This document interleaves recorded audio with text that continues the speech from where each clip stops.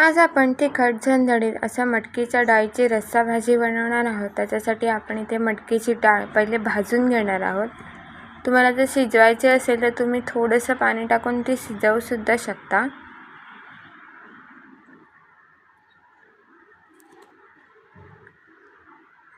ह्याला थोडासा तांबूस रंग येईपर्यंत आपण थोडीशी भाजून घेऊया, कारण की मटकीची डाळ गोड असते। या पद्धतीने आपण भाजून घेतली आहे। तुम्ही बघू शकता थोडेसे तांबूस डाग आले त्याच्यावर। त्याच्यानंतर त्याच कढईत मी छोटंसं वाटण करण्यासाठी 3 चमचे सुकं खोबरं घेतलंय, 1 हिरवी मिरची, 7 ते 8 लसणाच्या पाकळ्या। हे सुद्धा आपल्याला गुलाबी रंग येईपर्यंत भाजून घ्यायचे।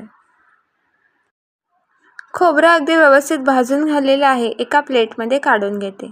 आता त्याच कढईमध्ये मी थोडंसं तेल टाकून एक कांदा उभा कापून घेतलाय, तो सुद्धा परतून घेणार आहे। या पद्धतीने तुम्ही बघू शकता कांदा सुद्धा व्यवस्थित परतला गेला आहे। आता पहिले आपण डाळ अशीच अख्खी न शिजवता त्याचा भरडा करणार आहोत, म्हणजे थोडेसे अख्खे दाणे आणि थोडासा भरडा असं। या पद्धतीने तुम्ही बघू शकता। त्याच मिक्सरमध्ये मी जे मिश्रण आपण भाजून घेतलं होतं त्याचं सुद्धा वाटण करून घेते आहे। यावेळेला मी याच्यात कोथिंबीर सुद्धा टाकणार आहे। कोथिंबीर आपण भाजताना टाकली नव्हती। ह्याचे आपण पाणी न घालता वाटून घेऊया। वाटण तयार करून झालेलं आहे। आता फोडणी देऊया। कढई तापत ठेवली आहे। कढईमध्ये 2 ते 3 चमचे तेल घातलंय, अर्धा चमचा मोहरी घातली आहे।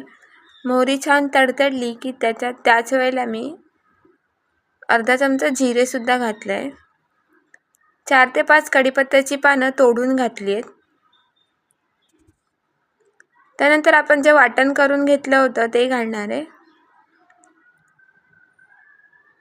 हे वाटण आपल्याला तेल सुटेपर्यंत छानपैकी परतून घ्यायचं आहे।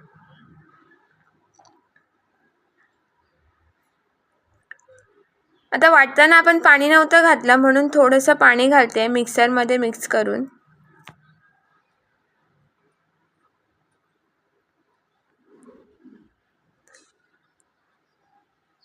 अर्धा चमचा हळद, 1 चमचा लाल तिखट घातलंय आणि 1 छोटा चमचा कांदा लसूण मसाला। मी इथे कांदा लसूण मसाला वापरलाय, तुमच्याकडे जो कुठला साठवणीतला मसाला असेल तर तुम्ही वापरू शकता। आता हे सगळे मसाले व्यवस्थित पहिले आपल्याला शिजवून घ्यायचे।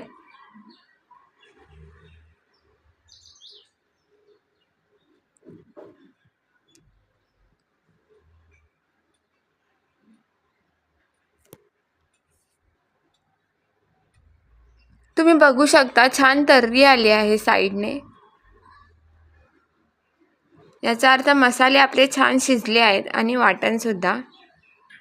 चवीपुरतं मीठ घातलंय।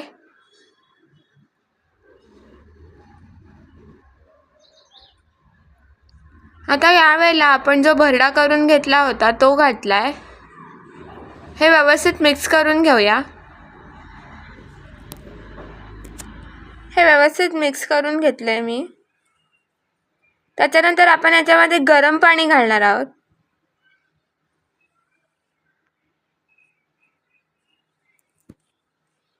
तुम्हाला रस्सा कितपत घट्ट आणि पातळ हवा त्यानुसार तुम्ही गरम पाणी घालू शकता।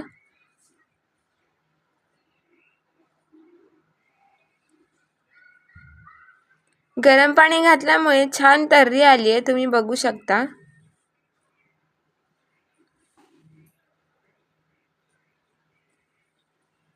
आता यामध्ये आपण जी मटकीची डाळ घातली आहे ते शिजेपर्यंत आपण हे उकळून घेऊया। अजून मटकी शिजायला वेळ आहे, त्यावेळेला त्याआधी मी याच्यामध्ये धणा पावडर घातली आहे 1 चमचा। ते सुद्धा व्यवस्थित मिक्स करून घेतले।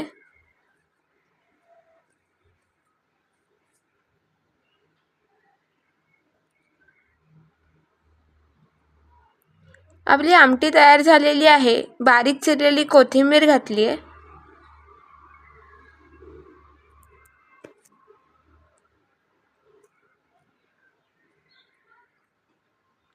या पद्धतीने आपली मटकीची रस्सा भाजी तयार झालेली आहे. व्हिडिओ आवडल्यास लाईक, शेअर आणि सबस्क्राईब करायला विसरू नका.